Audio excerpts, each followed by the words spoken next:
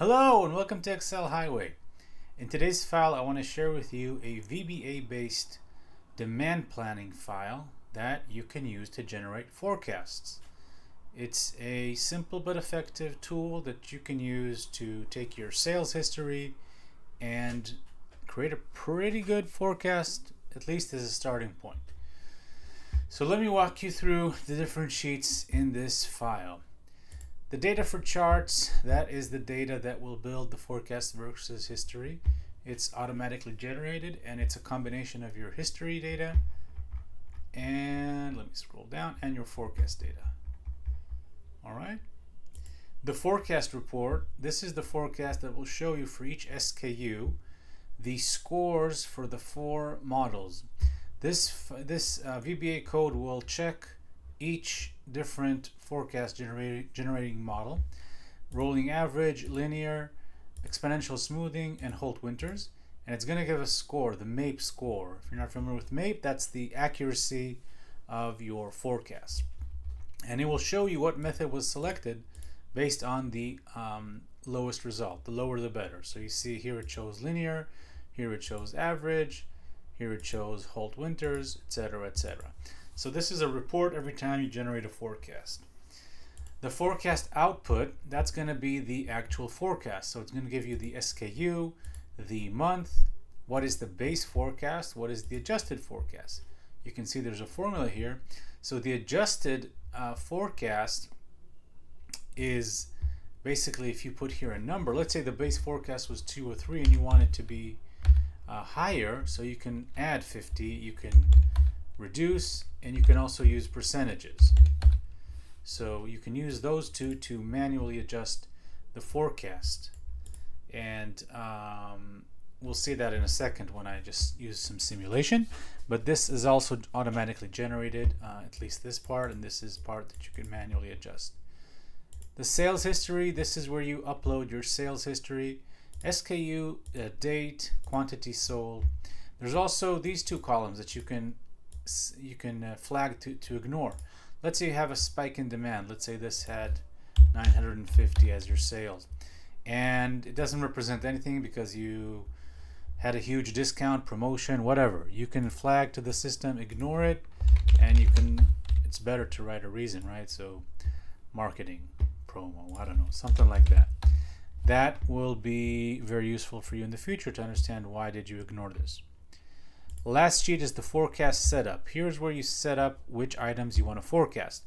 You put the SKU over here. What is the start date and the end date of the forecasts? Here I have a 2-year rolling forecast. Do I want it to be an integer? Okay, so should I force the forecast to be an integer? Yes or no? These are the results. These are the base forecast and the adjusted forecast, just to show you in overall results.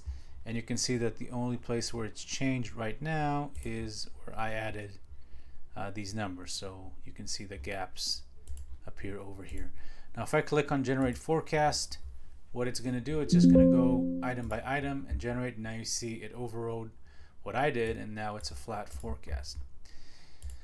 When you enter the forecast versus history, the VBA code will auto refresh the data for charts, and you get this nice table, basically with the forecast on a monthly basis.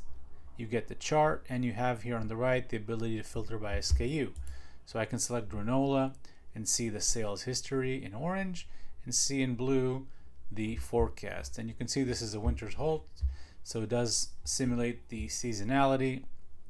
This is a pretty stable forecast, so you can take a look. But let's say I want to make an update, so I go to granola bars, let's say to the forecast outputs.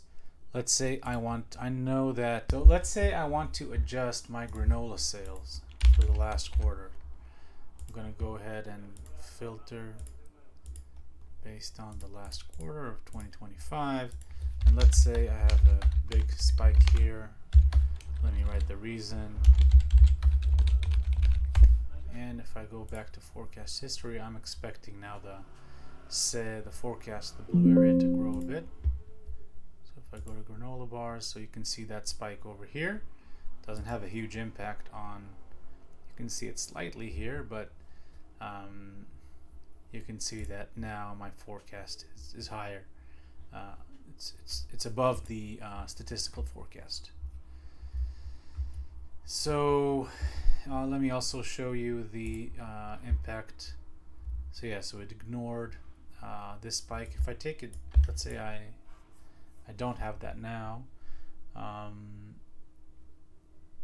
and you will see that it's going to be higher. Where is it? For what was it? Coffee beans. Coffee beans, my base forecast 46.32. Expecting it to be a bit higher. Oh, even lower.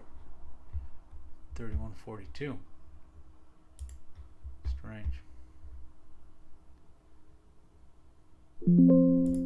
Coffee beans. Now it took it into account. So yeah, I took now a different approach. Let's see how it looks if I ignore it.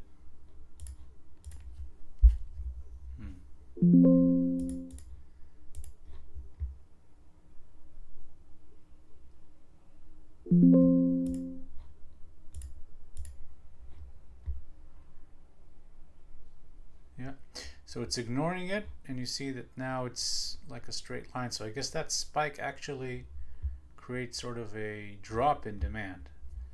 Okay, interesting. So that's it. This is a tool that you can use to plan your forecast, and I hope you enjoyed this content. If you did, please hit that like and subscribe for more future content. Have a great day.